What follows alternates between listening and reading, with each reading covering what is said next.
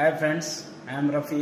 ఇంతకుముందు తల్లికి వందనం ఎన్పిసిఐ లింక్ ఏ విధంగా చేసుకోవాలనే విషయాన్ని చూపించాను. అదేవిధంగానే మనకు తల్లికి వందనం స్టేటస్ని చెక్ చేసి డబ్బులు పడినా లేదా అంటే ఎలిజిబుల్లో ఉన్నారా లేదా అనే విషయాన్ని తెలిపాను. అదేవిధంగా ఇప్పుడు తల్లికి వందనం ఎందుకు పడలేదని చాలామంది ఇబ్బంది పడుతుంటారు. అయితే మనకు ఒక ఫారం ఇవ్వడం జరిగింది గవర్నమెంట్. అది గ్రామ వార్డు సచివాలయంలో మాత్రమే దొరుకుతుంది. అది ఆ అప్లికేషన్ ఫామ్ వచ్చేసి గ్రీవెన్స్ అప్లికేషన్ ఫామ్, తల్లికి వందనం గ్రీవెన్స్ అప్లికేషన్ ఫామ్ అని. దాన్ని ఏ విధంగా ఫిలప్ చేయాలి, అది గ్రామ వార్డు సచివాలయంలో మాత్రమే దొరుకుతుంది.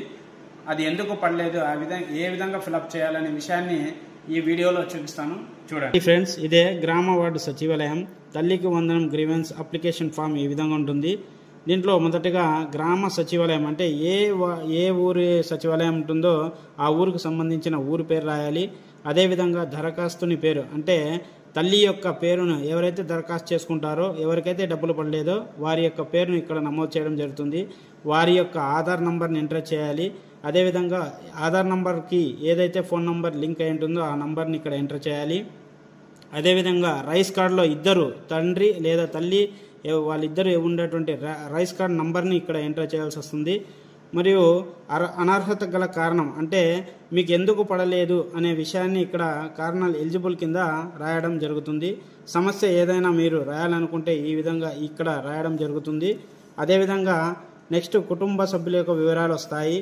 ఇక్కడ మీ రేషన్ కార్డులో ఎంతమంది అయితే ఉన్నారో అంతమంది యొక్క వాళ్ళ యొక్క నంబరు మరియు ఒక సభ్యుని యొక్క పేరు, వారి యొక్క ఆధార్ నంబరు, వారి యొక్క మీకు గల ఉన్న సంబంధం.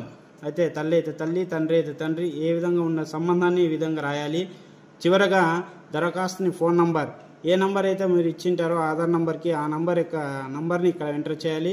ఈ పక్క వచ్చేసరికి దరఖాస్తుని యొక్క సంతకం, ఎవరైతే ఈ అప్లికేషన్ ఫామ్ ఇస్తున్నారో తల్లి యొక్క సంతకాన్ని ఈ విధంగా ఇక్కడ పెట్టేసి గ్రామ వార్డు సచివాలయంలో అందజేస్తే మనకు ఈ తల్లికి వందనం అనేది పడడం జరుగుతుంది. ఈ అప్లికేషన్ ఫామ్ని జూలై అంటే ఈ మంత్ లోపల మీరు గ్రామ వార్డు సచివాలయంలో సబ్మిట్ చేస్తే మీకు నెక్స్ట్ మంత్ కల్లా మీకు మీ డబ్బులు మీ అకౌంట్లో క్రెడిట్ అవ్వడం జరుగుతుంది. అదేవిధంగా కొన్ని ఇన్యాక్టివ్ అని చూపించడం జరుగుతుంది.